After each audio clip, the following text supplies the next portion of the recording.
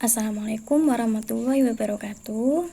Kali ini kita akan belajar mengenai surah Al-Alaq yang berbunyi Bismillahirrahmanirrahim. Iqra bismi rabbikal ladzi khalaq, khalaqal insana min 'alaq, Iqra wa rabbukal akram, alladzi 'allama bil qalam, 'allamal insana ma lam ya'lam, kalla innal insana layadda an ra'ahu istaghna, inna ila rabbika ruj'a, ara'aital ladzi yanha abadan idza shalla, ara'aita in kana 'alal huda aw amara bit taqwa, ara'aita in kadzdzaba wa tawalla, alam ya'lam bi anna Allaha yara, kalla la in lam yantahi lanasfa'an bin nasiyatin karibatin khatiyah, falyad'u nadiyah sanat ujabaniyah, kalla la tuti'hu wasjud waqtarib. Nah, yang mempunyai arti, bacalah dengan menyebut nama Tuhanmu yang menciptakan. Dia telah menciptakan manusia dari segumpal darah. Bacalah, dan Tuhanmu lah yang maha mulia, yang mengajar manusia dengan pena. Dia mengajarkan manusia apa yang tidak diketahuinya. Sekali-kali tidak, sungguh manusia itu benar-benar melampaui batas. Apabila melihat dirinya serba cukup, sungguh hanya kepada Tuhanmu lah tempat kembali. Bagaimana pendapatmu tentang orang yang melarang seorang hamba ketika dia melaksanakan sholat? Bagaimana pendapatmu jika yang dilarang sholat itu berada di atas kebenaran, atau dia menyuruh bertakwa kepada Allah? Bagaimana pendapatmu jika yang melarang itu mendustakan dan berpaling? Yang ke-14, tidaklah dia mengetahui bahwa sesungguhnya Allah melihat segala perbuatannya? Sekali-kali tidak, sungguh jika dia berhenti berbuat demikian, niscaya kami tarik ubun-ubunnya ke dalam neraka, yaitu ubun-ubun yang mendustakan dan durhaka. Maka biarlah dia memanggil golongannya. Kelak kami akan memanggil malaikat Jabaniyah. Sekali-kali tidak, janganlah kamu patuh kepadanya, dan sujudlah serta mendekatkanlah dirimu kepada Allah. Nah, itu dia arti dari surat Al-Alaq. Selanjutnya yaitu isi kandungan dari surat Al-Alaq.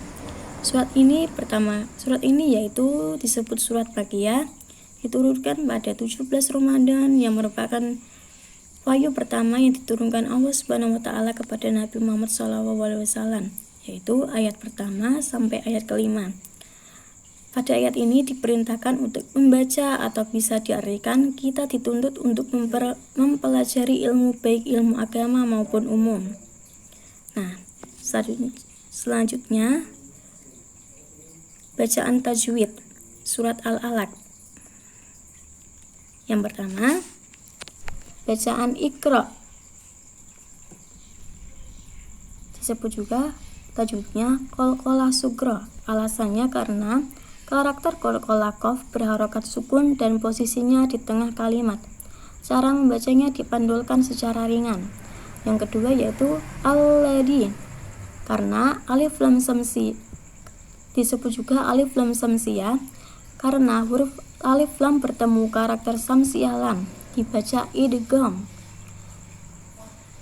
Yang ketiga yaitu alladzi mat, disebut juga mat orisinal atau mat tabi'i karena abjad zal berharokat kasrah bertemu ya, sukun, dan setelahnya tidak bertemu hamzah, sukun, waqaf, dan tasjid. Cara membacanya panjangnya 2 harokat.